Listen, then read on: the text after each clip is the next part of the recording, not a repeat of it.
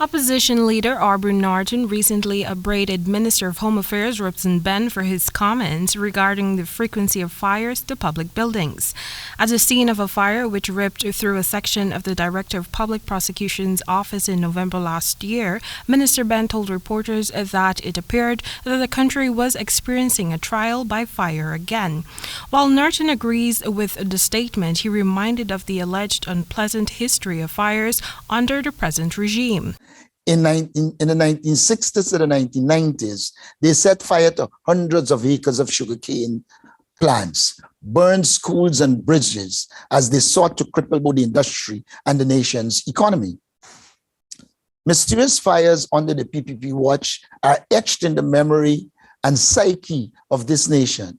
In fact, there have been at least 13 suspicious fires at government buildings during the PPP time in office, or one every other year. The DPP office fire was the second major disaster for the Guyana Police Force within a relatively short time span following the Brickdam Police Station going up in flames in 2021. Norton reasoned that as the PPP attempts to make these fires political, they seem to forget that the fire at the DPP's office was ascertained by the Guyana Fire Service to be electrical in origin. He said the DPP's office fire must be placed squarely at the feet of the PPP and its incompetence.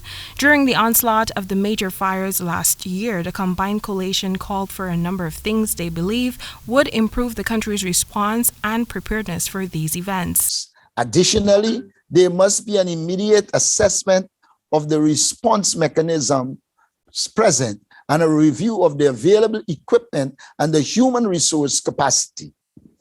This investigative mechanism must provide a special and comprehensive report.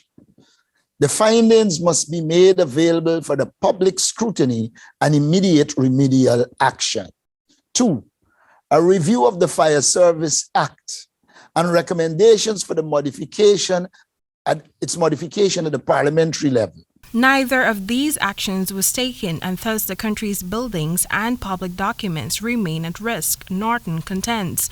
Earlier this year, Minister Benn had linked the frequent fires to public threats made by overseas-based persons. Cognizant of an upsurge in fires being maliciously set, Benn had indicated that persons outside of Guyana found culpable of using threatening language against residents in Guyana have been placed on a watch list by the local police and will be arrested upon arrival into the country.